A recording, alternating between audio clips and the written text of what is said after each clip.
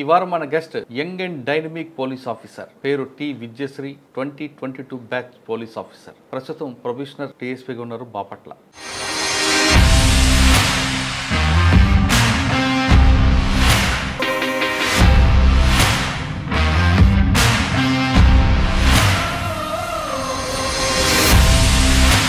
2018 నుంచి చదువుతూనే ఉన్నావు. పేరెంట్స్ ఎప్పుడు కూడా చదువు ఆపు చాలే అని అనలేదు, సపోర్ట్ చేసుకొచ్చారు. రిలేటివ్స్ కానీ చుట్టుపక్కల ఇళ్ళ వాళ్ళు కానీ మేబీ ఆ ప్రెషర్ పేరెంట్స్కి ఉందేమో, లైక్ అక్కడే వాళ్ళు ఒక బ్యారియర్స్లా ఉండి అక్కడే స్టాప్ చేశారు. ఫ్యామిలీలో మదర్కి హెల్త్ కండిషన్ బాగలేదు, పప్పకి అమ్మకి ప్రాబ్లం ఉన్నా నువ్వు ఈ చదువు వైపు ఎలాగ అంత కంట్రోల్ తీసుకొచ్చావు? యాక్చువల్గా మదర్కి 2 కిడ్నీస్ ఫెయిల్ అయినాయండి. కండిషన్ ఏంటంటే మదర్ ఎంత సపోర్ట్ ఇచ్చేవాళ్ళంటే నైట్ చదువుతూ ఉండేదాన్ని, అంత ఎఫర్ట్ పెట్టారు నా ప్రిపరేషన్ టైంలో మదర్. మమ్మీ హెల్త్ని డాక్టర్స్ చూసుకుంటారు, మమ్మీ గోల్ని నేను చేయగలను, అంతే కదా. గ్రూప్ 1 సెలెక్ట్ అయ్యావు, చేయగానే అమ్మాయి ఉన్నారు అమ్మా? సెలెక్ట్ అయ్యావు నిజమేనా అంటే వాళ్ళు they were into tears that day. Vijayasri గారు అమ్మగారు కోరిక తీర్చారు, మరి ఇంకో కోరిక ఉంది ఆవిడకి, పెళ్లి చేయాలని. మరి అది ఎప్పుడు తీరుస్తారు?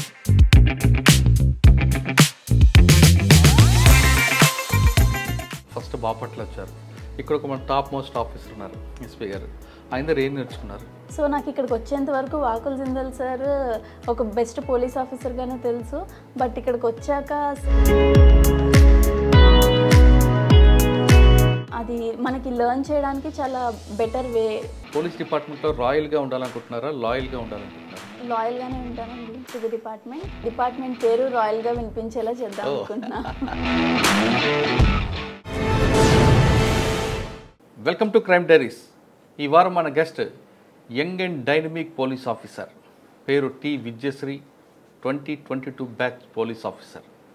ప్రస్తుతం ప్రొబేషనర్ టీఎస్పీగా ఉన్నారు బాపట్ల.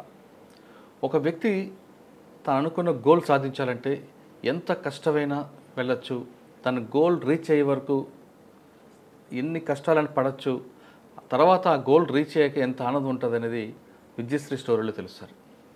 తండ్రి గవర్నమెంట్ ఉద్యోగం, తల్లికి అనారోగ్యం అయినా ఆమె ఖచ్చితంగా గోల్ రీచ్ అవ్వాలని ఫస్ట్ యూపీఎస్సీ రాశారు. అది రాస్తున్న సమయంలోనే ఏపీపీఎస్సీ రాశారు, ఆంధ్రప్రదేశ్ పబ్లిక్ సర్వీస్ కమిషన్. అది రాసిన తర్వాత యూపీఎస్సీ రాసిన సమయంలోనే ఇక్కడ సెలెక్ట్ అవ్వడం, ఇక్కడ పోస్టింగ్ రావడంతో వచ్చారు. అయినా తన గోల్ యూపీఎస్సీ. అంటే ఒక మనిషి గోల్ రీచ్ అవ్వడానికి కష్టాలు వస్తున్నప్పుడు డిసప్పాయింట్ కాకుండా ఎంత దీనిగా వెళ్తారు, ఎంత పట్టుదల వెళ్తారనే విషయాల్ని ఆమెను చూసి తెలుసుకుందాం. అంతేకాకుండా ఇప్పుడున్న బ్యాచ్లో ఆవిడే చిన్న ఆమె, అంటే ఆమె అనుకుంది గోల్ రీచ్ అవ్వడానికి ఆమె పడ్డ కష్టం ఎంత పడింది, ఎంత టైం ప్రిపరేషన్కి ఇస్తే ఆ గోల్ రీచ్ అయ్యారనే విషయాల్ని ఆమె తెలుసుకుందాం. నమస్తే అండి. నమస్తే. కంగ్రాట్స్ ఫస్ట్ మీకు. చిన్న వయసులోనే ఒక డిఎస్పీ అండి. ఫస్ట్ మీరు ఎన్సీసీ స్టూడెంట్ లాగా ఉన్నారు తప్ప పోలీస్ ఆఫీసర్ అనుకోరు. పోలీస్ ఆఫీసర్ అంటే కొంచెం కోపం ఉండాలి, ఇంకా స్టార్టింగ్ కాబట్టి తర్వాత వస్తుంది, కానీ చూడడానికి మాత్రం ఎన్సీసీ స్టూడెంట్ లాగా ఉన్నారు మీరు. ఓకే, సరే. ఫస్ట్ పోలీసింగ్ పోస్టింగ్ మీరు గ్రూప్ 1 కన్నా ముందు సివిల్స్ రాశారు. అది రాస్తున్న సమయంలో గ్రూప్ 1 రాసిన వెంటనే ఫస్ట్ అటెంప్ట్లోనే ఈ పోస్ట్ రీచ్ అవ్వడం అనేది ఒక రోజు 2 రోజులు పడే కష్టం కాదు. అంటే మీ ఫౌండేషన్ 10th క్లాస్ దగ్గర నుండి క్రమేపీ ఆ విధంగా రావడం, ఈ స్థాయికి వచ్చారు. చాలామంది 10th క్లాస్ అయిపోయిన తర్వాత ఇంటర్మీడియట్ తర్వాత అప్పుడు తమ గోల్ ఫిక్స్ చేసుకుంటారు, ఆ దీంట్లో కొంచెం ఇబ్బంది పడుతుంటారు. మీరు ఫస్ట్ అటెంప్ట్లోనే గ్రూప్ 1 కొట్టడం వెనక మీ ఫౌండేషన్ 10th క్లాస్ స్టార్ట్ అయిందా, లేదు మీ అమ్మగారు నాన్నగారు చిన్నప్పటి నుంచే మీకు ఆ గోల్ మీకు రీచ్ అవ్వాలంటూ ఫీడ్బ్యాక్ ఇవ్వడం వల్లే మీరు ఈ గోల్ రీచ్ అయ్యారా? ఇక్కడికి వచ్చిన తర్వాత సాధారణంగా అమ్మాయిలందరూ కూడా పోలీస్ ఆఫీసర్ ఉద్యోగం అంటే ఎందుకు, ఇది అంతా నైట్ డ్యూటీలు ఉంటాయి, తర్వాత పర్సనల్ లైఫ్ డిస్టర్బ్ అవుతుంది అనే భావనలు ఉంటారు చాలామంది.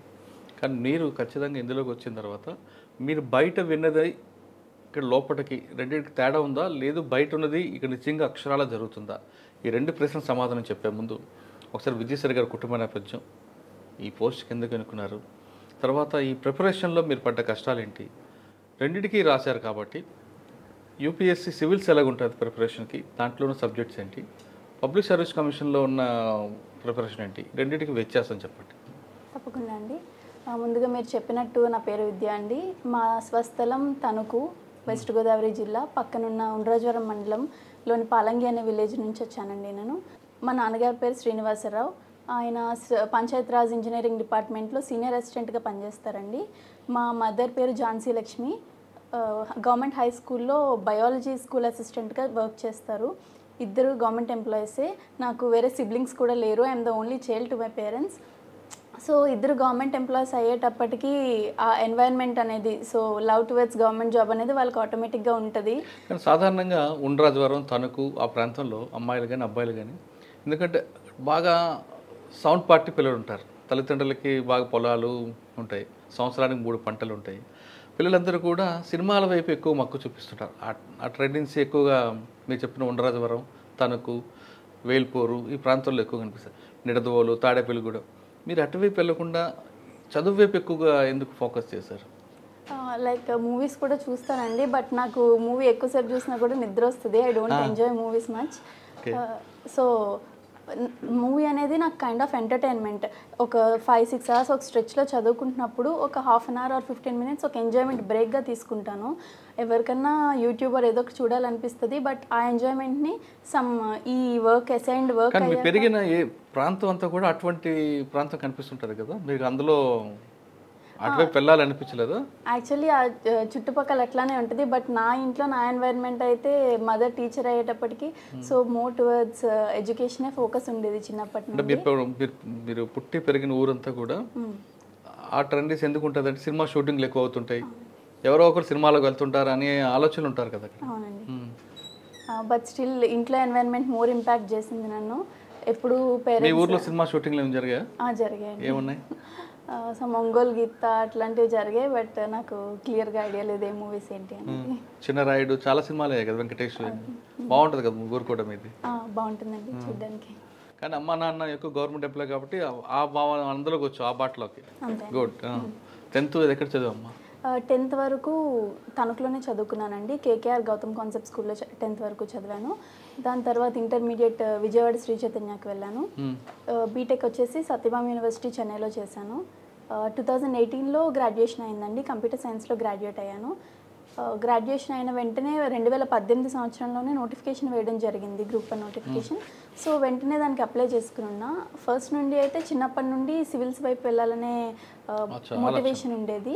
సో బీటెక్ అవ్వగానే వెంటనే ప్రైవేట్ జాబ్ కూడా వచ్చిన నేషనల్ పేమెంట్స్ కార్పొరేషన్ ఆఫ్ ఇండియాలో జాబ్ వచ్చింది, బట్ అది కూడా తీసుకోకుండా ఇటు సైడ్ గవర్నమెంట్ సెక్టర్ సైడ్ వచ్చాను. సత్యభామ యూనివర్సిటీలో మీరు చదువుతున్నప్పుడు మంచి క్యాంపస్ సెంటర్స్ వచ్చాయండి. వచ్చారా? చాలా క్యాంపస్లు వచ్చినాయండి, ప్రైవేట్ క్యాంపస్. అలాగే కాకుండా మోస్ట్ ప్రెస్టీజియస్గా తీసుకుంటారు మా కాలేజ్ వాళ్ళు. National payments corporation of India అనేది సెంట్రల్ గవర్నమెంట్ కిందకి వస్తుంది అనమాట. అది క్యాంపస్ రిక్రూట్మెంట్ చేస్తున్నప్పుడు దాంట్లో కూడా వచ్చింది. సో బట్ అది కూడా ఇంకా వెళ్ళొద్దు, జస్ట్ సివిల్స్కి వన్స్ జాబ్లోకి జాయిన్ అయిపోయాక ఈ మోటివేషన్ అనేది ఉండదు కదా, మళ్ళీ చదువులోకి బ్యాక్ టు స్టడీస్ రాలేము అనేసి ప్రిపరేషన్కి వచ్చేసాను డైరెక్ట్గా. వచ్చి రాగానే యూపీఎస్సీ ప్రిపేర్ అవుదామని చెప్పి స్టార్ట్ చేయగానే గ్రూప్ 1 నోటిఫికేషన్ పడింది. పడడంతో రెండు ప్యారల్గా చదవడం మొదలుపెట్టాను. యూపీఎస్సీలో సోషియాలజీ ఆప్షనల్ తీసుకున్నాను. సో మిగిలిన జనరల్ స్టడీస్ పేపర్స్ అన్నీ కామన్ ఉంటాయి ఏపీపీఎస్సీకి, యూపీఎస్సీకి. బట్ ఏపీపీఎస్సీలో in addition to general studies AP syllabus స్పెసిఫిక్గా ఉంటుంది.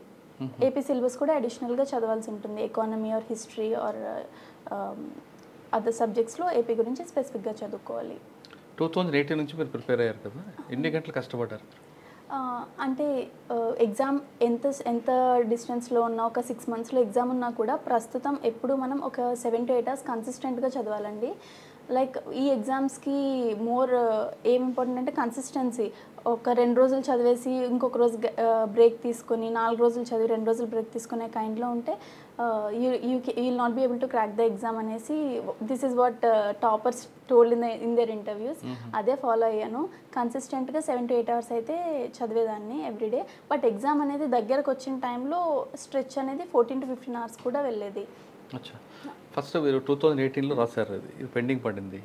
మరి తర్వాత మీరు సివిల్స్ రాశారు కదా? రాశాను. అక్కడ ఎలా ఉందంటే మీరు కోర్స్ తీసుకున్నారు? సివిల్ నేను ఎక్కడ ఈ ఢిల్లీ వెళ్ళారా లేదా హైదరాబాద్ ట్రైనింగా? లేదు, ఇప్పటిదాకా నేనైతే అసలు ఢిల్లీ వెళ్ళలేదు. మొత్తం ప్రిపరేషన్ అంతా హైదరాబాద్లోనే చేశాను. అండ్ హైదరాబాద్లో కూడా నేను ఎక్కడ కోచింగ్ అకాడమీస్లోకి వెళ్ళి ప్రాపర్ ఫార్మల్ కోచింగ్ అనేది ఎక్కడ తీసుకోలేదు. జస్ట్ నాకు నేనుగా టాపర్స్ చెప్తారు కదా ఇంపార్టెంట్ బుక్స్ ఇవి, సోర్సెస్ ఇవి అనేసి, ఆ సోర్సెస్ నుంచి తరోగా ప్రిపేర్ అయ్యేదాన్ని. ఆఫ్టర్ ప్రిపరేషన్ తర్వాత to test my level test series రాసేదాన్ని. టెస్ట్ సిరీస్లో నాకు వచ్చిన స్కోర్ బట్టి ఐ యూస్ టు అనలైజ్, నేను ఇంకా ఇందులో ఇంప్రూవ్ అవ్వాలి, ఈ సెగ్మెంట్లో నేను ఇంప్రూవ్ అవ్వాలి అనేది I use to analyse it myself అనమాట. అండ్ ఈ నేను టెస్ట్ సిరీస్ ఎట్లా రాశానంటే ఏ అకాడమీ వాళ్ళు టెస్ట్ సిరీస్ ఓపెన్ చేస్తే ఆ అకాడమీలో ఎన్రోల్ అయిపోయి టెస్ట్ సిరీస్ అయితే కంపల్సరీ రాసేదాన్ని.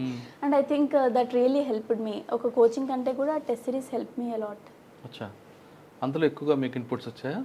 దాని నుంచి అంటే కోచింగ్ అనేది అందరికీ కామన్గా చెప్తారండి. ఒక 1000 మంది 2000 మంది స్టూడెంట్స్కి కామన్గా చెప్తారు. బట్ టెస్ట్ సిరీస్లో మిస్టేక్స్ అనేవి పర్టికులర్గా నువ్వేం చేస్తున్నావో ఆ మిస్టేక్ మనకి చెప్తారు. మనకి యాక్చువల్గా ఎగ్జామ్లో ఇండివిజువల్ వాల్యుయేషన్ ఉంటుంది కదా, మనల్ని మనం ఏంటి అనేది టెస్ట్ చేస్తారు. సో మన ఇండివిజువల్ మిస్టేక్స్ ఎక్కడున్నాయో తెలిస్తే మన వాల్యుయేషన్ అనేది కరెక్ట్గా జరుగుతుంది. సో నేను టెస్ట్ సిరీస్ రాస్తే నేను ఎక్కడ ల్యాక్ అయి ఉన్నాను అనేది వాళ్ళు చెప్పేవాళ్ళు. సో అవి ఇంప్రూవ్ చేసుకుంటూ టెస్ట్ ఆన్ టెస్ట్ రాస్తూ ఉంటే గ్రాడ్యువల్గా ఇంప్రూవ్ అయింది స్కోర్. 2018 నుంచి నువ్వు ట్రైనింగ్ తీసుకున్నావు, చదువుతూనే ఉన్నావు. పేరెంట్స్ ఎప్పుడు కూడా చదువు ఆపు చాలే అని అనలేదా? సపోర్ట్ చేసుకొచ్చారు? లేదండి, ఎప్పుడు సపోర్ట్ చేశారు పేరెంట్స్. రిలేటివ్స్ కానీ చుట్టుపక్కల ఇళ్ళ వాళ్ళు కానీ మేబీ ఆ ప్రెషర్ పేరెంట్స్కి ఉందేమో, లైక్ అమ్మాయి వయసు వస్తుంది, రైట్ ఏజ్లో మ్యారేజ్ అనేది డెఫినెట్లీ ఉంటుంది ప్రెషర్. బట్ వాళ్ళు ఆ ప్రెషర్ని నా దాకా అయితే తీసుకురాలేదు. అక్కడే వాళ్ళు ఒక బ్యారియర్స్లా ఉండి అక్కడే స్టాప్ చేశారు. కానీ ఫ్యామిలీలో మదర్కి హెల్త్ కండిషన్ బాగలేదు. అమ్మ అనేది ప్రతి తల్లికి కావాలి, ప్రతి అమ్మాయికి కూడా. అమ్మాయి ప్రేమ అమ్మ మనకు కావాలి. అమ్మకి ప్రాబ్లం ఉన్నా నువ్వు ఈ చదువు వైపు ఎలాగ మన అంత కంట్రోల్ తీసుకొచ్చావు? యాక్చువల్గా మదర్కి 2 కిడ్నీస్ ఫెయిల్ అయినాయండి. సో మదర్కి డయాలసిస్ చేస్తున్నారు, ఆల్టర్నేట్ డే రోజు విడిచి రోజు డయాలసిస్కి వెళ్ళాల్సి ఉంటుంది మదర్. కండిషన్ ఏంటంటే మదర్కి ఎప్పుడు నన్ను ఒక ఆఫీసర్లా చూడాలనిపించేది. బట్ అది మా మమ్మీకి ఎట్లాగైనా మమ్మీ హెల్తీగా ఉన్నప్పుడే నేను మమ్మీకి చూపించగలగాలి అనే ఒక టార్గెట్ ఉండేది నాకు ఫస్ట్ నుండి. సో ఆ దిశగా వర్క్ చేశాను. బట్ మమ్మీ హెల్త్ని డాక్టర్స్ చూసుకుంటారు, మమ్మీ గోల్ని నేను చేయగలను, అంతే కదా. అంటే అమ్మ కోరిక తీర్చడానికి ఖచ్చితంగా నువ్వు అంతే. మదర్ ఎట్లా అంటే ఎంత సపోర్ట్ ఇచ్చేవాళ్ళంటే, నేను నైట్ పర్సన్ అండి, ఎక్కువగా నైట్ చదువుతూ ఉండేదాన్ని. తెల్లవారుజామున 4-4:30 వరకు చదువుకొని మార్నింగ్ 11 వరకు నిద్రపోయేదాన్ని ప్రిపరేషన్ టైంలో. సో మదర్ స్కూల్కి వెళ్ళాలి మార్నింగ్ 8 కల్లా, she should be in the school, she should start for school. But mother నాతో పాటు 4 వరకు మేల్కొని ఉండేవాళ్ళు. రీజన్ ఏమి అంటే నాకు మధ్య మధ్యలో నేను నిద్రపోకుండా టీ ఇవ్వడము, నేను టెస్ట్ రాసి పెట్టేదాన్ని అక్కడ, మమ్మీ కరెక్ట్ చేస్తూ ఉండేవాళ్ళు. చూడు టాపర్స్ కాపీ ఇట్లా ఉంది, నీది ఇట్లా ఉంది అని కరెక్ట్ చేసేవాళ్ళు. She use to Wake till 4 AM and 2 hours sleep తీసుకుని మళ్ళీ 8కి స్కూల్కి వెళ్ళిపోయేవాళ్ళు మదర్. అంత ఎఫర్ట్ పెట్టారు నా ప్రిపరేషన్ టైంలో మదర్. ఫస్ట్ టైం నువ్వు సివిల్స్ రాసినప్పుడు నువ్వు మెయిన్స్ వరకు వెళ్ళి ఫెయిల్ అయ్యావు కదా, అప్పుడు ఏమనిపించింది? యాక్చువల్గా నాకు ఫస్ట్ అటెంప్ట్లో ప్రిలిమ్స్ అవ్వలేదండి. తర్వాత కొంచెం ప్రిపరేషన్ని సెటరేట్ చేసుకుని అటెంప్ట్ ఇచ్చాక అప్పుడు మెయిన్స్కి వెళ్ళాను. 2022లో మెయిన్స్కి వెళ్ళాను. బట్ అక్కడ ల్యాక్ ఏమైందంటే నాకు అదే ఇయర్ డిఎస్పి వచ్చింది. డిఎస్పి వచ్చిన 1 వీక్కి ప్రిలిమ్స్ క్వాలిఫై అయినట్టు తెలిసింది. సో ఈ సెలబ్రేషన్స్లో ఉండి ఒక 1 వీక్ 15 days పోయింది. తర్వాత ఈ మిగిలిన టైం ఉంటుంది కదా, చూసుకుంటే ఎగ్జామ్కి 1.5 month ఉంది నాకు మెయిన్స్కి. సో ఈ 1.5 monthలో ట్రై చేశాను. But I gave my fullest effort. కాకపోతే ల్యాక్ ఏంటంటే నేను ఏపీఎస్సీ గ్రూప్ 1కి వెళ్ళినప్పటికీ, యూపీఎస్సీ మెయిన్స్ రాస్తున్నప్పటికీ, గ్రూప్ 1లో నేను సిలబస్లో ప్రతి టాపిక్ ఉంటుంది కదండి, ఈచ్ అండ్ ఎవ్రీ వర్డ్కి నేను షార్ట్ నోట్స్ రెడీ చేసి పెట్టుకున్నాను. లైక్ ఇంట్రొడక్షన్, ప్రతి పాయింట్కి సిలబస్లో ప్రతి పాయింట్కి ఇంట్రొడక్షన్, కంక్లూజన్, ఒక diagram and some 5 or 6 facts ready చేసి పెట్టుకున్నాను. Which help me. అంటే ఇప్పుడు గ్రూప్ 1 పేపర్లో, క్వశ్చన్ పేపర్లో మెయిన్స్ ఎట్లా ఉంటుందంటే డైరెక్ట్గా సిలబస్లోని పాయింట్నే రెప్లికేట్ చేసి క్వశ్చన్ అడుగుతారు. సపోజ్ గ్లోబలైజేషన్ గురించి క్వశ్చన్ అడిగారు, నేను ఆల్రెడీ రెడీగా పెట్టుకున్న నోట్స్లో నాకు ఇంట్రొడక్షన్, కంక్లూజన్, బాడీ డయాగ్రామ్ అన్నీ రెడీగా ఉంటాయి. నేను జస్ట్ నా డేటాని అందులో డంప్ చేయడము, ఇంకా నాకేమైనా ఇన్నోవేటివ్గా ఎగ్జామ్ టైంలో థాట్ వస్తే రాయడము. డెఫినెట్లీ అప్పటికప్పుడు ఆలోచించి రాసిన వాళ్ళకంటే మోర్ బ్యూటిఫైడ్ ఆన్సర్ వస్తుంది. ఇట్లా నేను స్ట్రాటజిక్గా ప్రిపేర్ అయ్యి వెళ్ళాను గ్రూప్ 1 మెయిన్స్కి. యూపీఎస్సీ మెయిన్స్కి సిలబస్ వ్యాస్ట్, నాకు ఉన్నదేమో 1.5 మంత్ టైం. ఇంకా ఆప్షనల్ సబ్జెక్ట్ అయితే సరిగ్గా ప్రిపేర్ కూడా కాలేదు. ప్రీ ఎగ్జామ్ ప్రిపరేషన్ లేకుండా వెళ్ళడం వల్ల అది కొంచెంలో మిస్ అయిందండి. నెక్స్ట్ మళ్ళీ కొడతావా? అంటే ప్రస్తుతం ఉన్న జాబ్కి ఫుల్ రెస్పెక్ట్ అండ్ అటెన్షన్ ఇచ్చాక మిగిలిన టైంలో యూపీఎస్సీ ప్రిపేర్ అవుతాను. ఓకే, గ్రూప్ 1 సెలెక్ట్ అయ్యావు, చేయగానే అమ్మాయి ఉన్నారు అమ్మా నాన్న? వాళ్ళిద్దరూ ఆల్మోస్ట్ ఇంటూ టీయర్స్ అనమాట. సెలెక్ట్ అయ్యావు నిజమేనా అంటే వాళ్ళు జస్ట్ ఒక teacher and senior assistant job చేస్తూ ఉన్నారు.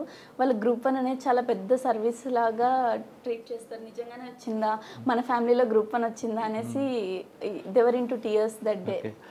సెలెక్ట్ అయ్యావమ్మా, నువ్వు అయిన తర్వాత ట్రైనింగ్ వెళ్ళాక ఫస్ట్ థియరీ వరకు బాగానే ఉంటుంది, ప్రాక్టికల్ ట్రైనింగ్ అంతా కొంచెం కష్టం ఉంటుంది, ఫైరింగ్ కానీ రన్నింగ్ మిగతా విషయాలు. ఇప్పుడు అనిపించిందా ఎందుకు వచ్చాను ఈ డిపార్ట్మెంట్లో? కానీ డెఫినెట్లీ అండి, నాకే కాదు ప్రతి ఒక్కరికి అనిపిస్తుంది. ఎందుకంటే గ్రూప్ 1లో మిగిలిన సర్వీసెస్లో సెలెక్ట్ అయిన వాళ్ళందరూ ఫీల్డ్లోకి వచ్చేసారు. నార్మల్గా వాళ్ళ రొటీన్ మామూలుగానే ఉంటుంది.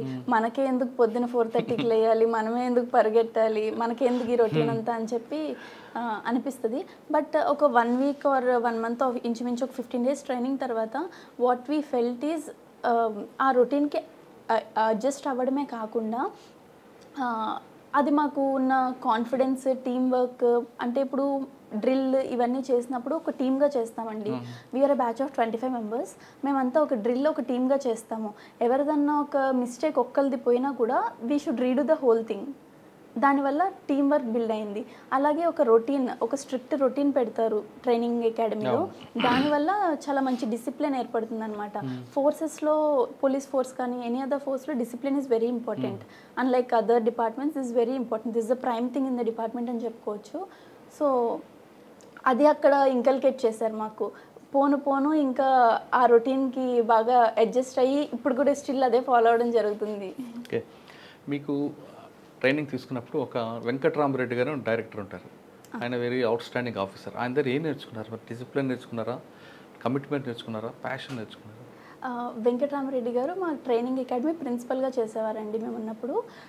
సార్ దగ్గర నుంచి ఫస్ట్ మనం తీసుకోవాల్సింది, డిపార్ట్మెంట్లో చాలా రకాల ప్రెషర్స్, స్ట్రెస్లు ఇవన్నీ ఉంటాయి. సార్ ఎలాంటి ప్రెషర్ ఉన్నా, ఎట్లా ఉన్నా కూల్గా ఉంటారు. ఇట్లాంటి ఎంత టఫెస్ట్ సిచ్యువేషన్ జరిగినా కూడా ఓకే నెక్స్ట్ ఏం చేయాలి, నెక్స్ట్ మెజర్ ఏం తీసుకోవాలి, అయ్యింది అయిపోయింది, వాళ్ళకేం చేస్తున్నామో నెక్స్ట్ ఏం తీసుకోవాలి, ఇట్లాంటి చాలా ప్రొయాక్టివ్ స్టెప్స్ తీసుకుంటూ వెళ్ళేవాళ్ళు. ఆ కామ్నెస్, కూల్నెస్, ఆ ప్రాపర్ థింకింగ్ ప్యాటర్న్ అనేది సార్ దగ్గర నుంచి బాగా నేర్చుకోవాలి ప్రతి ఒక్కరు. ఓకే, మీకు థియరీ క్లాస్లో కాకుండా ప్రజెంట్ ఫీల్డ్ వర్క్ ఏం నేర్పారు, అవుట్డోర్ ఏం నేర్పారు మీకు? అక్కడ ట్రైనింగ్ అకాడమీలో అవుట్డోర్ వచ్చేసి మాకు రొటీన్ రన్నింగ్, ఫైరింగ్ ఉంటుందండి, rope climbing, BOAC battle obstacles అన్నీ క్రాస్ చేయడం అది ఉంటుంది. అండ్ ఈ వెపన్ అసెంబ్లింగ్, స్ట్రిప్పింగ్ అండ్ ప్రతి వెపన్ గురించి మనం తెలుసుకుంటూ ఉంటాము. అట్లానే అంటే అవి కాకుండా ప్రజెంట్ ట్రెండ్ నడుస్తున్న క్రైమ్ నేర్పారు, సైబర్ క్రైమ్ గురించి? సైబర్ క్రైమ్ గురించి CCTNS క్లాస్ ఉండేదండి మాకు. ఇప్పుడు రీసెంట్గా ఎక్కువ అవుతున్న సైబర్ క్రైమ్ ఇష్యూస్ మీద ఎట్లా వస్తున్నాయి, మనం ఎట్లా సాల్వ్ చేస్తాము, దాన్ని సైబర్ క్రైమ్ని మనం ఎట్లా డీల్ చేస్తాము, స్టెప్ బై స్టెప్ ప్రొసీజర్ అంతా ఎక్స్ప్లెయిన్ చేసేవాళ్ళు. అంటే ఇవి కాకుండా కేస్ స్టడీస్ అని చెప్పారా, ట్రెడిషనల్ క్రైమ్ గురించి కానీ వైట్ కాలర్ రెఫరెన్స్ గురించి కానీ ఏమైనా? మాకు ఎక్స్పీరియన్సెస్ని షేర్ చేసుకోవడానికి సీనియర్ ఆఫీసర్స్ని పిలిపించేవారు అకాడమీకి. లైక్ అడిషనల్ DG గారి దగ్గర నుంచి ఐజీలు చాలామంది, ఐజీ సార్స్ చాలామంది, వీళ్ళంతా వచ్చి వాళ్ళ ఎక్స్పీరియన్సెస్, కేస్ స్టడీస్, ఏ కేసులో వాళ్ళు ఎట్లా డీల్ చేశారు, ఒక టెర్రరిస్ట్ అటాక్ జరిగింది ఎట్లా డిటెక్ట్ చేశారు ఆ పర్సన్ని, ఇట్లా ప్రతిదీ పాయింట్ టు పాయింట్ వాళ్ళు ఎక్స్ప్లెయిన్ చేసేవాళ్ళు అనమాట. Like flow chart of the investigation అనేది వాళ్ళ నుంచి నేర్చుకోవడం జరిగింది. ఓకే, పాసింగ్ అవుట్ పీరియడ్ అమ్మా నాన్న వచ్చి ఉంటారు? నాన్నగారు వచ్చారండి. లేదు, అప్పుడు డయాలసిస్ ఉంటుండే, సో రావడానికి అవ్వలేదు. యూనిఫామ్ చూసిన తర్వాత అమ్మా నాన్న ఏమన్నారు? చాలా ఆనందంగా ఫీల్ అయ్యారు. ఫాదర్ అయితే అదే ఫస్ట్ టైం నన్ను యూనిఫామ్లో చూడడం. మదర్ అయితే ఇంకా మొన్న రీసెంట్గా చూసారు, ఒక 1 వీక్ బ్యాక్ యూనిఫామ్లో. చాలా హ్యాపీగా ఫీల్ అయ్యారు. ఓకే, పోస్టింగ్ వచ్చావు, ఫస్ట్ బాపట్ల వచ్చారు. ఇక్కడ ఒక మన టాప్ మోస్ట్ ఆఫీసర్ ఉన్నారు, SP గారు. ఆయన దగ్గర ఏం నేర్చుకున్నారు? వాకుల్ జిందాల్ సార్ వచ్చేసి నాకు బాపట్ల ఆప్ట్ చేసుకున్నానండి. మాకు ప్రిఫరెన్సెస్ ఇచ్చారు డిస్ట్రిక్ట్స్, ఏ డిస్ట్రిక్ట్కి వెళ్తారనేసి. ఏవి ఇచ్చారు మీకు? మమ్మల్ని పెట్టుకోమని అడిగారు. సో నేను ఫస్ట్ బాపట్ల పెట్టుకున్నాను. సో సార్ మంచి పోలీస్లో మంచి రికార్డ్ ఉందనేసి సార్ దగ్గర ట్రైన్ అయితే ఎలాంటి క్రైమ్ అయినా మనం డీల్ చేయగలమనే ఉద్దేశంతో ఫస్ట్ బాపట్ల పెట్టుకున్నాను. అట్లానే మదర్కి విజయవాడలో ట్రీట్మెంట్ జరుగుతూ ఉంటుంది, మదర్కి కూడా దగ్గరగా ఉండొచ్చు అనే ఉద్దేశంతో బాపట్ల పెట్టుకోవడం జరిగింది. సో నాకు ఇక్కడికి వచ్చేంత వరకు వాకుల్ జిందాల్ సార్ ఒక బెస్ట్ పోలీస్ ఆఫీసర్గానే తెలుసు. బట్ ఇక్కడికి వచ్చాక సార్ ఒక బెస్ట్ ట్రైనింగ్ కూడా చాలా బాగా ఇస్తారు అనేసి అర్థమైంది. ఏదైనా ఒక విషయం, ఏదైనా కేసు జరిగిందంటే ఎన్ని డైమెన్షన్స్లో ఆలోచించవచ్చో ప్రతిదీ చెప్తారు సార్.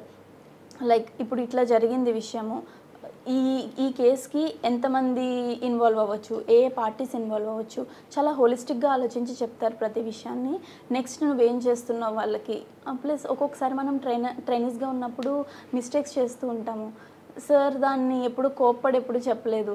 ఓకే ఇట్లా చేసావు, నువ్వు చేసిన దానికి ఇట్లా అవుతుంది, సో డూ దిస్, ఈ బెటర్ ఆల్టర్నేటివ్ ఉంది అని చెప్పి చాలా కామ్గా కంపోజ్డ్గా చెప్తారనమాట సార్. అది మనకి లెర్న్ చేయడానికి చాలా బెటర్ వే, లెర్నర్స్కి చాలా. సార్ దగ్గర ఇంకొక పాయింట్ ఉంటుందండి. ఒక క్రైమ్ జరిగింది, ఒక అఫెండర్ ఉన్నాడు. ఆ క్రైమ్ జరిగిన తర్వాత చేయడం వేరు, దాని ఆరిజిన్ కూడా చెప్తారా ఆయన? చెప్పారా మీకు ఎప్పుడైనా?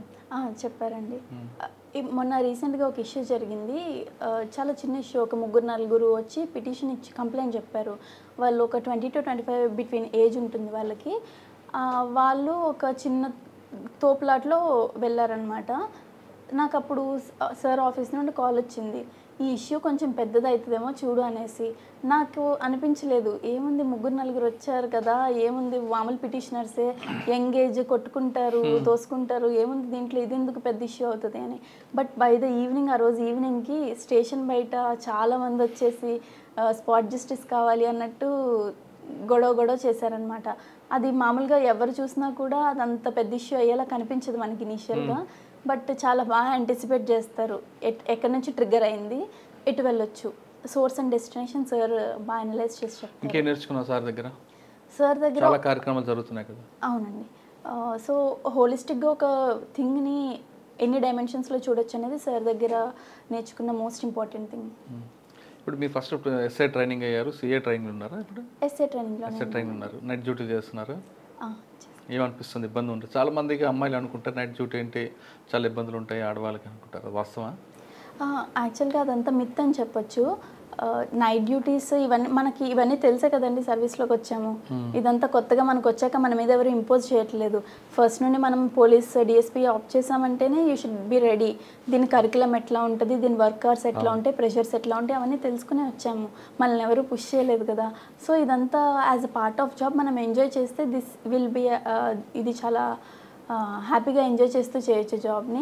అంతేగాని ఒక జాబ్ ఇది బర్త్డే అనుకుంటే మాత్రం చాలా తక్కువ టైంలోనే ఎక్కువ ప్రెషర్ తీసుకుని ఇంట్రెస్ట్ కోల్పోతాం జాబ్లో.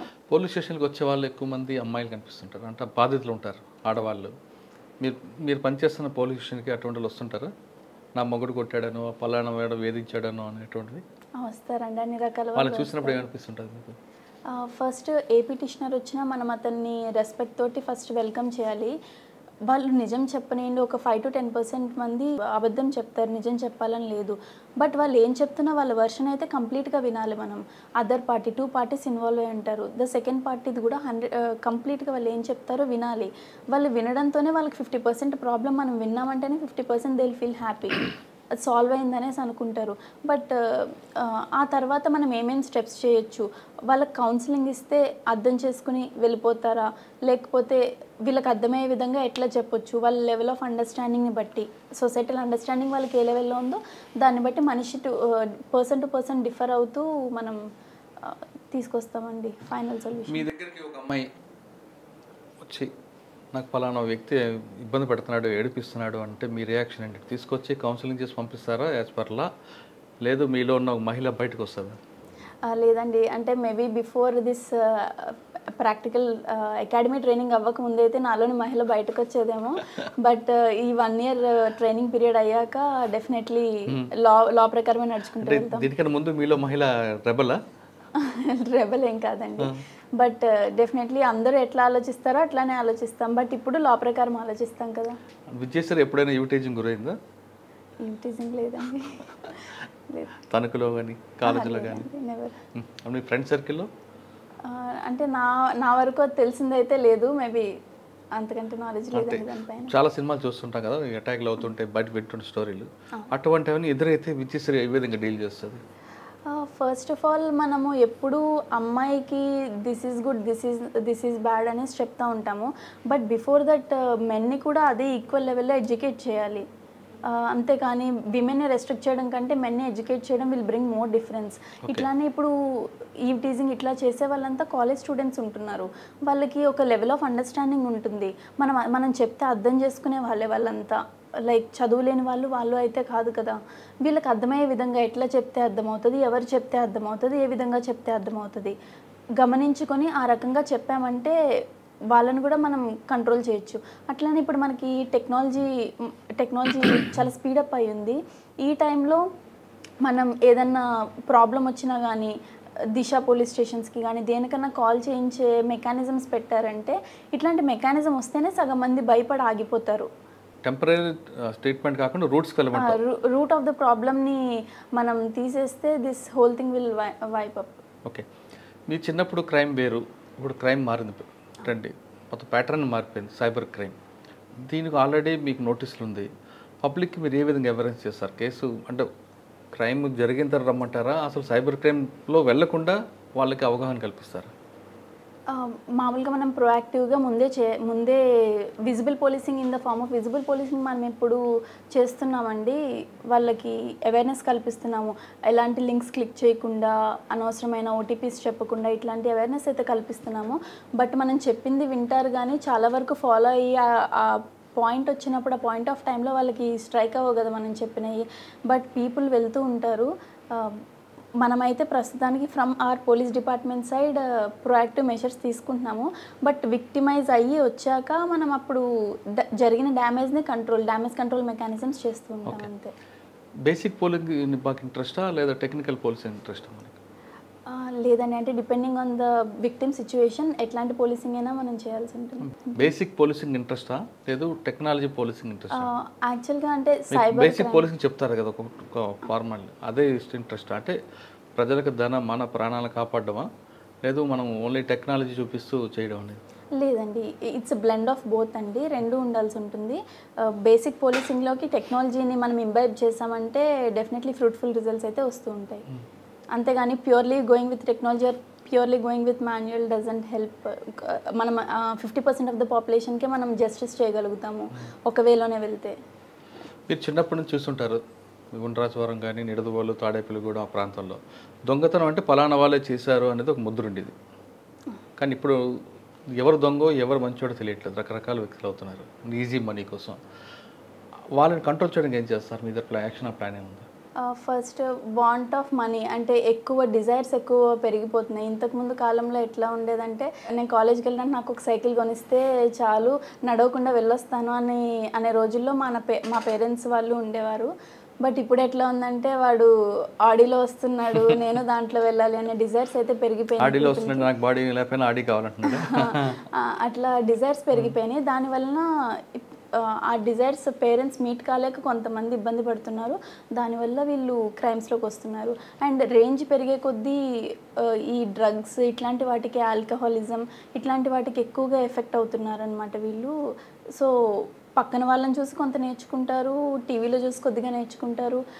అండ్ మనం అబ్జర్వ్ చేస్తే కానీ 80% ఆఫ్ ద క్రైమ్స్ 70 to 80% ఖచ్చితంగా ఈ మందు వల్లనే జరుగుతున్నాయి. అది మనం చూస్తున్నాం కదా, ఇంట్లో గొడవలు కానీ, రోడ్డు మీద గొడవలు కానీ, కాలేజెస్లో కానీ, ఎవరైనా ఈ లిక్కర్ కన్జ్యూమ్ చేసిన వాళ్ళ వల్లనే there is more this prone to. ఫ్యూచర్లో మీ దగ్గర ఒక మహిళ వచ్చి నా భర్తను నన్ను కొడుతున్నాడు అని కేసు పెడితే వాళ్ళిద్దరిని పిలిపించి కౌన్సిలింగ్ చేసి కలుపుతారా, లేదు కొట్టామని చెప్పి వాడు 2 చెంపలు వాంచి రిమైండ్ చేస్తారా? అంటే అవుట్రైట్గా ఇదే చేస్తామని చెప్పమండి. ఆ పర్సన్ని బట్టి, వాడు మరీ ఎక్కువ అబ్యూస్ చేసి తిన్ని ఎక్స్ప్లాయిట్ చేస్తుంటే, తినకి బాడీలో డ్యామేజ్ కలిగిస్తుంటే అలాంటి వాడితో ఉండమని మనం కూడా సజెస్ట్ చేయం కదా. అట్లా కాకుండా జస్ట్ ఏదో మాటల వాగ్వాదం ప్రతి కుటుంబంలో ఉండేలాగా జరిగిందంటే అతనితో ఉండమని చెప్తాము, కౌన్సిలింగ్ చేస్తాం. విడగొట్టడానికి ఎక్కువగా ప్రయత్నించారు. మోస్ట్లీ కుదిరినంత వరకు కలపడానికే చూస్తాము. బట్ ఇంకా వాడు మరీ ఎక్కువ ఇబ్బంది పెడుతుంటే ఈ అమ్మాయిని అలాంటి దగ్గర ఉండమనేసి ఎవరు సజెస్ట్ చేయరు కదా. అట్లాంటప్పుడు మీ గోల్ ఏముంటుంది? అంటే సివిల్స్ రాయాలా, లేదు ఇందులోనే మంచి పేరు తెచ్చుకున్న ఆఫీసర్గా ఉంటారు? ఫస్ట్ ఈ జాబ్ అయితే వచ్చింది కాబట్టి దీంట్లో బెస్ట్ సర్వీస్ ఇద్దాం అనుకుంటున్నాను. నాకు మిగిలిన టైంలో, నాకు ఇంకా అవైలబుల్ ఉన్న టైంలో నేను సివిల్స్కి ప్రిపేర్ అవుతాను. దాంట్లో దీనికంటే స్కోప్ ఎక్కువ ఉంటుంది కాబట్టి ఇదంటే నేను ఒక సబ్ డివిజన్ లెవెల్లో సర్వీస్ చేయగలను, అదైతే ఒక డిస్ట్రిక్ట్ లెవెల్లో సర్వీస్ చేయగలను. కాబట్టి నాకు ఒకవేళ చాయిస్ వస్తే, ఒకవేళ నాకు ఆ ఆపర్చునిటీ వస్తే యూపీఎస్సీ క్రాక్ చేసి డిస్ట్రిక్ట్ లెవెల్ సర్వీస్ చేయడానికి డెఫినెట్లీ దానికి వెళ్తానండి. పోలీస్ డిపార్ట్మెంట్లో రాయల్గా ఉండాలనుకుంటున్నారా, లాయల్గా ఉండాలనుకుంటున్నారా? లాయల్గానే ఉంటానండి to the department. And department పేరు రాయల్గా వినిపించేలా చేద్దాం అనుకుంటున్నా. ఓకే. విజయశ్రీ గారు అమ్మగారి కోరిక తీర్చారు, యూనిఫామ్ సర్వీస్లో చూశారు ఆవిడ. మరి ఇంకో కోరిక ఉంది ఆవిడకి, పెళ్లి చేయాలని. మరి అది ఎప్పుడు తీరుస్తారు? టైం వచ్చినప్పుడు అదే అవుతుందండి. కళ్యాణం వచ్చినా కక్కొచ్చిన ఆగదంటారు కదా. సో ఆ కోరిక కూడా తీర్చాలి కదా మీరు. టైం వస్తే అదే అవుతుందండి, మనం ఆపిన ఆగదు. ఓకే. తర్వాత డిపార్ట్మెంట్లోకి వచ్చిన తర్వాత డిసిప్లిన్ డిపార్ట్మెంట్ ఇది మీకు ఫస్ట్ నుంచి తెలుసు కదా. ఇక్కడ బాస్ చెప్పిన మాట ఒబే చేయాలి. ఓకే, అది ప్లస్ ఆర్ మైనస్ అంత సెకండ్. అది ఒబే చేస్తారా, లేదు ఒకవేళ బాస్ తప్పు చెప్పినప్పుడు మీరు యాంటీగా వెళ్తారా? డిపార్ట్మెంట్లో ఫస్ట్ బాస్ని ఒబే చేయడం కంటే ఫస్ట్ థింగ్ ఈజ్ లాని ఫాలో అవ్వడం ఫస్ట్ నేర్పిస్తారు. ఇఫ్ మన బాస్ కానీ అగేన్స్ట్లో చెప్పారంటే I will explain the thing properly. ఇట్లా అయింది సార్, దిస్ ఈజ్ లాఫుల్, మనం ఇట్లా అన్లాఫుల్గా చేయడం కరెక్టా కాదా అని చెప్పి I let him know the whole thing. Plus డిపార్ట్మెంట్లో ఒకప్పట్లాగా కాదండి, ప్రతి ఒక్కళ్ళు అన్నీ లాఫుల్గానే చేస్తున్నారు. ఆఫీసర్స్ అందరూ కూడా ఎవరు అన్లాఫుల్గా వెళ్ళమని, అన్లాఫుల్ మీన్స్లో వెళ్ళమని అయితే ఎవరు సజెస్ట్ చేయట్లేదు. సో నా సుపీరియర్ ఆఫీసర్స్ కూడా మోస్ట్లీ అట్లా సజెస్ట్ చేయరని అనుకుంటున్నాను. ఇన్ కేస్ ఒకవేళ చేసినా కూడా నేను లాఫుల్ మీన్స్లోనే వెళ్తాను, because law is beyond everything కదా. రైట్. ఇది టీం వర్క్ అమ్మా. ఒక డిఎస్పీ వల్ల, ఒక ఇన్స్పెక్టర్ వల్ల కాదు, పోలీస్ డిపార్ట్మెంట్కి పిల్లర్స్ అయిన కానిస్టేబుల్ దగ్గర నుండి డీజీ వరకు పనిచేస్తేనే ఈ డిపార్ట్మెంట్ అనేది పేరు వస్తుంది. ఇది మీరు ఐడెంటిఫై చేశారా? రైట్. మీ సబార్డినేట్ ఎలా చూస్తారు? ఫస్ట్ మన మెన్కి మనం ప్రాపర్ రిలాక్సేషన్ ఇవ్వాలండి.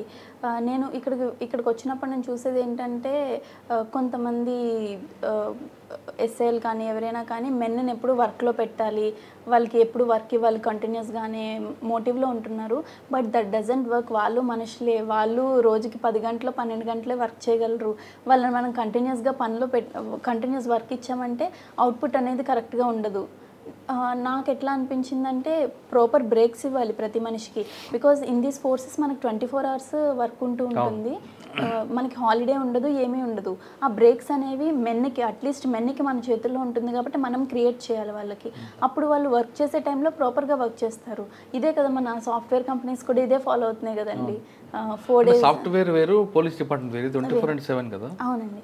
ఈ 24/7 ఏ మనిషి వర్క్ చేయలేడు. అది ఆ మాన్యువల్ ప్రిపేర్ చేసిన వాళ్ళకి కూడా అది బ్యాక్ ఆఫ్ ద మైండ్ ఉండే ఉంటుంది.